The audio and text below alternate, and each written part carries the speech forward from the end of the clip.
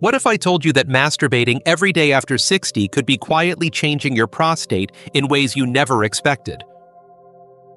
And not all of them are good. I'm Dr. Mohit Kara.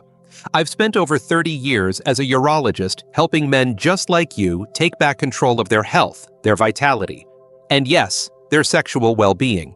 And what I'm about to share could quite literally change the way you age. For years, we believed regular ejaculation was nothing but healthy, but new evidence and decades of first-hand clinical experience suggest there's a hidden side to daily masturbation in older men, one that affects your prostate in strange, sometimes unexpected ways. In this video, I'll reveal 4 surprising changes that happen inside your prostate when you masturbate daily in your 60s and beyond, including what's helpful, what's harmful, and what you must watch out for before it becomes a serious problem. And the 4th change, the one almost no one talks about, might be the key to saving your confidence, your comfort, and your independence as you age. Don't miss it. Before we dive into these vital insights, make sure to hit the subscribe button and turn on the bell, so you never miss another honest, doctor-backed tip for men's health over 60. If you find this video helpful, type 1 in the comments to let me know it resonated with you. If not, type 0. Your feedback helps me serve you better. Let's start with the first, and perhaps most overlooked, change that occurs when older men masturbate daily, what it quietly does to the pelvic floor muscles and the prostate itself. Over time, even something that feels harmless can lead to subtle strain, and in men over 60, that strain can have very real consequences. 1. Pelvic floor fatigue and prostate irritation. Let me take you back to a conversation I had with a patient named Robert. He was 67, sharp-minded, active, and had taken pride in keeping up a consistent routine of daily masturbation. "It keeps me young," he told me with a grin, but underneath that smile was a quiet discomfort, one he had ignored for months. Pressure in the pelvis, frequent nighttime urination, a strange tingling during orgasm. "Just aging, right?" he asked. But it wasn't just aging, it was something I see far too often. The slow, silent fatigue of the pelvic floor and the irritated prostate that comes with it. You see, the prostate and pelvic muscles are involved in every ejaculation. They contract rhythmically to expel fluid, and when you're in your 20s or 30s, your body recovers quickly. But past 60, things change. These muscles are no longer as resilient. Daily strain from frequent ejaculation, especially when done with no variation or rest, can begin to wear them down. The result? Low-grade inflammation around the prostate, minor at first, but persistent. Over time, this inflammation becomes chronic, and it doesn't stay quiet forever. The sensations begin subtly. A dull ache in the perineum, a heaviness near the bladder, a weakening of urinary flow. Then come the late-night bathroom trips, the sense that you never fully empty your bladder, the discomfort during or after sex. And if you keep ignoring these signs, the inflammation can evolve into a more severe condition, chronic non-bacterial prostatitis. This isn't just annoying, it can derail your quality of life. I've watched men become prisoners of their own bodies, embarrassed, anxious, and in pain, simply because they believed a private habit couldn't possibly have serious consequences. That's the price you pay, not just in comfort, but in freedom, intimacy, and peace of mind. The quiet toll of daily strain becomes a loud disruption to your days and nights. It's a hidden cost that most men don't even realize they're paying until it's far too late. But there's more to the story. Because what if I told you that beyond physical strain, this daily habit may also be triggering internal changes that affect your hormones, and may even fuel the very condition so many men fear as they age? Let's talk about that next. If you're still watching and finding these insights helpful, please comment number 1 below to let me know you're with me. Now, let's move on to point number 2. 2. Hormonal imbalance and DHT sensitization. I remember one man in particular, Alan, age 70, a retired engineer, thoughtful and disciplined. He came to me not with pain, but with frustration. "Doc, I still have the drive," he said, but I feel off. My moods swing, my hair's thinning faster, and my urination has gotten strange, slow, uncomfortable. Could it be just stress? But it wasn't just stress. It was his hormones, shifting in ways he didn't fully understand, and being pushed further out of balance by his daily habit of masturbation. Most men are surprised to hear that ejaculation affects their hormones.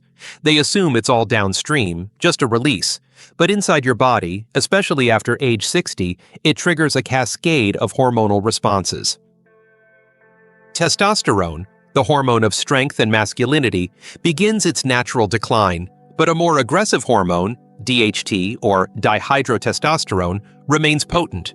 In younger years, this balance isn't a problem, but as testosterone dips and DHT becomes more dominant, the prostate becomes more sensitive. And here's where the trouble begins. Frequent ejaculation causes a brief drop in DHT, but what many don't realize is that this drop is followed by a compensatory rebound. It's the body trying to restore balance, but in older men, it often overshoots. Day after day, this hormonal whiplash, rise, fall, rise again, creates a heightened sensitivity in the prostate. The tissue thickens, enlarges. You may not notice it at first, but the symptoms creep in: difficulty starting to pee, a weak flow, urgency that comes out of nowhere, and silently, benign prostatic hyperplasia begins to take root. This isn't just a nuisance. The price you pay here can be deeply disruptive. Waking up 5 times a night, always scanning for the nearest bathroom, the anxiety of not being able to empty your bladder in public. For some men, it goes further: urinary retention, catheter use, and in extreme cases, surgery, all triggered by a hormonal imbalance you never saw coming. And here's the unsettling part. This hormonal chain reaction doesn't just affect your prostate. It affects your sense of manhood, your mood, your confidence, your clarity. The more this pattern continues, the more off-center you feel, emotionally and physically. It's not just a gland anymore. It's your whole self being thrown out of rhythm. But the effects of daily masturbation don't end with hormones. There's another danger, one that creeps in quietly and steals something even more personal: your awareness of your own body. Let's take a closer look. 3. Desensitization and missed warning signs. One of the most heartbreaking moments in my career came from a man named Carl, 73 years old. He sat in my office with tears in his eyes, not from pain, but from regret. "I thought I was fine," he told me. "No blood, no pain, no reason to worry, but now I've got prostate cancer, and it's already spread." I asked if he had noticed any changes over the past year, even subtle ones. He paused, and then said, "Well, maybe. Things felt different during climax. Weaker, less sensation, but I thought it was just age." It wasn't just age, it was his body trying to warn him. Daily masturbation, when done mindlessly, becomes more than just a routine. It becomes a form of emotional and physical tuning out. The very act that should help you stay in touch with your body becomes mechanical, predictable, and dangerously dull. You stop paying attention to the details: the color of your semen, the intensity of your orgasm, the pressure behind your ejaculation, or even new aches that weren't there before. These aren't just details. They are early signals, signs your body sends when something inside is starting to shift, sometimes dangerously so. This desensitization isn't just about diminished pleasure. It's about the slow erosion of self-awareness. When you no longer listen to your body, you lose your greatest line of defense. Prostate inflammation, infection, even cancer, they all begin quietly. And if you're numb to your own sensations, you'll miss the whispers before they become screams. The price you pay is steep. I've seen men discover tumors too late because they ignored the signs, believing they were just getting older. I've seen lives upended, marriages strained, and confidence shattered because the early warnings went unnoticed, not because these men didn't care, but because they stopped noticing. The cost isn't just physical. It's the emotional blow of realizing you had a window to act and let it close. And it doesn't stop there, because when a man becomes disconnected from his own body, the next risk is even more profound. What happens when that daily habit, once private and harmless, starts to replace something far more vital: human connection? What if the most dangerous change isn't physical at all? Let's talk about it. If you're still watching and finding these insights valuable, please comment number 1 below to let me know you're here. Now let's keep going with point number 4. 4. Emotional isolation and self-neglect. I once had a long conversation with a widower named Frank. He was 76, lived alone, and had no close family nearby. He kept to himself, filled his days with routine, and told me he masturbated daily, not out of desire, but out of habit. "It helps me pass the time," he said. "It keeps me from feeling alone." What struck me wasn't what he was doing, but what he was avoiding. Behind his soft-spoken words was a deep sense of isolation, and what started as a form of self-soothing had become a substitute for something he desperately needed: connection, meaning, purpose. This is something I see often, though it's rarely spoken aloud. For many older men, masturbation becomes more than a physical release. It becomes emotional anesthesia. It numbs the loneliness, the grief, the slow passage of time. And over months, even years, it can quietly replace real human contact, emotional intimacy, and even the will to engage with life. The danger here is not in the act itself, but in how easily it can become a way to disconnect from everything else that matters. The price you pay is far more than discomfort, it's disconnection. Emotional self-neglect doesn't just affect your mind, it weakens your entire sense of identity. I've seen strong, capable men slowly lose their spark. They stop reaching out to old friends. They pull away from their partners. They stop attending appointments. And worse, they stop listening to their bodies altogether. Without realizing it, they start disappearing from their own lives. There's a deep loneliness that grows in the absence of meaningful touch, conversation, and companionship. Masturbation, when done without intention, can mask that void for a while, but it doesn't fill it.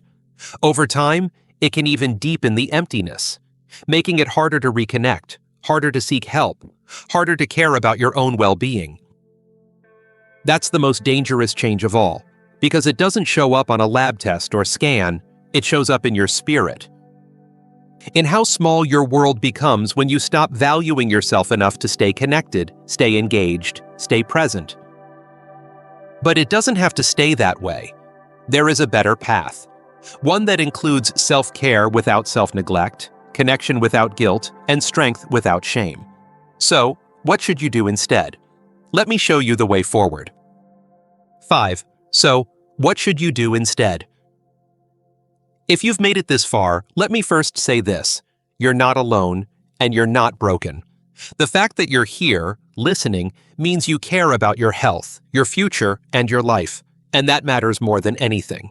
I've spent decades working with men in their 60s, 70s, even 80s, men who are trying to navigate aging, sexuality, loss, and self-worth all at once.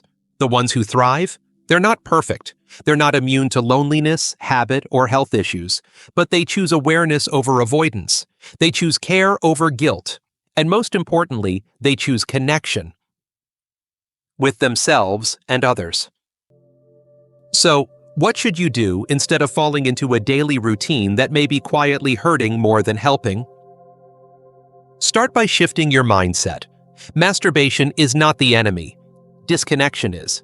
Use the act not as an escape, but as a moment of mindfulness. Slow it down. Pay attention. Make it a check-in, not a check-out. Your body will tell you when something's changing, but only if you're listening. Space it out. You don't need to prove anything to anyone. 2 to 3 times a week can be more than enough to support prostate health while giving your body and hormones time to recover. Make the experience intentional, not habitual. Choose a time and space that feels calm, safe, respectful. Let it be an act of care, not a cover for emotional pain. Rebuild connection. If you're feeling isolated, reach out, talk to a friend, call a relative, join a community, even if it's small. Human contact isn't just good for your heart. It's good for your hormones, your sleep, your will to live. If you're in a relationship, don't shut your partner out, let them in. Share your struggles, your desires, your fears. Intimacy doesn't always have to be sexual, but it should always be honest. And please, get checked. Don't wait for pain or blood to take action. A simple PSA test, a quick exam, it can make all the difference. Prevention is still the best medicine, and awareness is the first step to staying ahead of problems before they become permanent. Because here's the truth. Aging doesn't mean fading. It can mean deepening, strengthening, and thriving. If you choose it. So as we close this conversation, I want to leave you with one final message. It's not just about your prostate, it's about something far bigger. Let's talk about that now. 6. Final thoughts. If you've stayed with me through this entire conversation, I want you to know how much I respect you for that. These aren't easy topics to talk about, and they're certainly not the kinds of things most men grew up feeling comfortable discussing. But the fact that you're still here tells me something important. You care about your health, your future, and maybe for the first time in a long while, you're ready to look at these parts of yourself with honesty and compassion. We've talked about a lot today.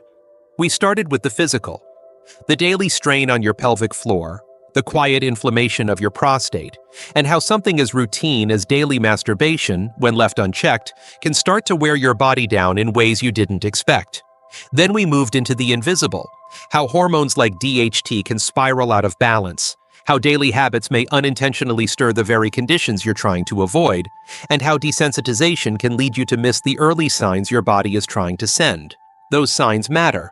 They're often the only voice your prostate has. We looked at something even deeper too, the emotional toll. The loneliness that sneaks in through the cracks, the slow drift away from connection, how a habit meant to comfort you can slowly become a wall between you and the people who care about you, or even between you and your own sense of self.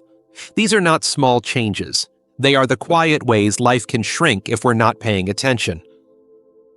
But I hope you also heard something else today. Not just warnings, but a path forward. I hope you felt that this isn't about shame, or judgment, or rules. It's about reclaiming something. Reclaiming control, not just of your sexual health, but of your energy, your clarity, and your purpose as you move through this chapter of life. You're not alone, you're not past your prime, and you're certainly not too old to make changes that matter. What you do from here, whether it's spacing out your habits, being more mindful during those intimate moments, scheduling a checkup, or even reaching out to someone you've been distant from, it's all part of the same message. You still get to choose the kind of life you want to live. I've worked with thousands of men over the years. I've seen lives improve dramatically, not because of some miracle drug or magic solution, but because someone decided to pay attention, to be proactive, and to treat their health not as a burden, but as a gift. And that gift starts with self-respect. Your prostate is not just a small gland buried in your body, it's a reflection of how you care for yourself, how you listen, how you live. And while yes, it can create challenges, it can also be the reason you stop and truly start caring again. Not just about your physical condition, but about how deeply connected you feel to the life you still have left to live. So wherever you are in your journey, whether you're facing changes or just getting curious, know this, it's never too late to start paying attention. It's never too late to choose strength over silence, connection over isolation, action over regret. Thank you for spending this time with me. If this message resonated, share it with someone who might need it. We need more honest conversations like this, especially for men like you, the men who've lived, endured, and now deserve to thrive. Your health, your vitality, and your peace of mind are worth fighting for, and I'll be here every step of the way to help you protect them.